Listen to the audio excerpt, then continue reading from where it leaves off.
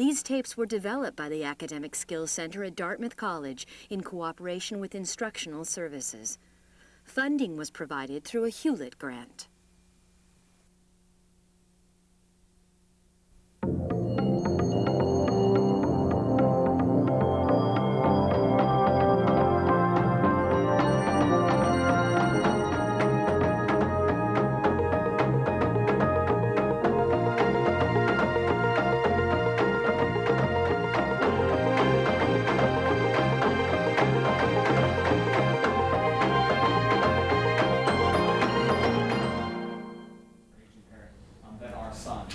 Lectures are one of the fundamental methods of instruction on any college campus. Note-taking is the skill you need to succeed in turning your professor's lectures into your own learning. This video will discuss and present an effective note-taking strategy that will help you learn the information you hear in your lectures and other classes. The Cornell note-taking method was developed by Professor Walter Pock. It's used by college and university students around the world. This strategy suggests that successful college note-taking involves 3 steps: what you do before class, what you do during class, and what you do after class. The Cornell note-taking method works best when you use a 3-ring binder or notebook. The advantage of the 3-ring binder is that you can easily and neatly combine your notes with handouts and photocopies. A distinctive feature of the Cornell note-taking system is its format. Use 8.5 by 11-inch sheets of paper. Draw a line 2.5 inches from the left side of the notebook paper. The space on the right-hand side of the page is where you will take your notes. The space on the left side of the line is called the recall column. It has a special use which will be discussed later in this video. Before each class, review your notes from previous lectures, either the night before or earlier in the day. Spend 5 to 15 minutes reviewing the major ideas or reciting specific facts to help you practice and learn the information. That's going to be a much more active way of learning. And I think that we all know that as learning is made active, as there's more rehearsing, even though the rehearsing may be relatively short periods of time, the better you are going to be aware of that information, and better you're going to be able to retain it in the long haul. You can also use your review sessions to develop 1 or 2 questions that you can ask your professor during, before, or after class. Asking questions in class keeps you alert, clarifies the material, and makes the professor aware that you're interested and engaged in the course and his or her lecture. Successful students attend all their lectures and classes. You should go to every class. Your top educational goal is to learn all that you can. Get to class early, get a good seat, and sit up front. The closer you are to the speaker, the more alert you will be, and your notes will be more complete and accurate. Choose a seat which has good lighting and few distractions. Where you sit is vital.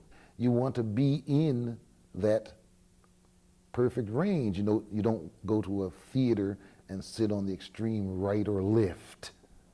Approach each class with the attitude and intention that for the next class period, you will listen actively and closely, you will take notes on what you hear, and you will leave with a set of notes from which you will learn the material.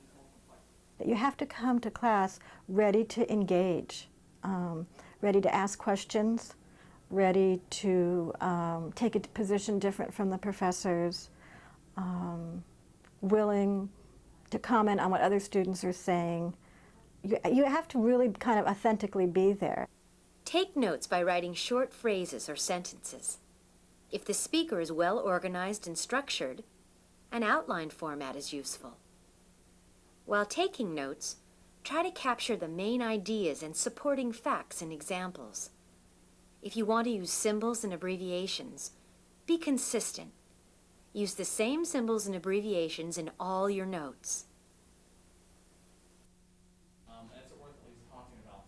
There are 3 important time periods for learning the information in your notes: immediately after class, within 24 hours, and overtime. Immediately after class, or when the professor has concluded his or her presentation, stay in your seat. For just a minute or two, quickly review your notes. Identify the key points or ideas with brackets, boxes, circles, or underlining. Identify portions of your notes that you want or need more information about. You may also have a question that you could ask the professor before he or she leaves the lecture or classroom. This is one of the most valuable times to learn, just after you've heard the information. Within 24 hours of your taking class notes, return to them. Reduce your notes to the most important concepts and facts and record that information in the recall column, the 2.5-inch wide column you created on the left-hand side of your note paper. Consider putting some or all of the information in a question format.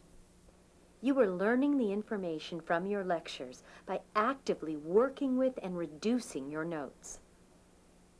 Then, over time, regularly review and practice your notes. Designate specific times each week for reviewing. Regular review, recitation, and practice are the most powerful ways to learn and to move information from your short-term into your long-term memory.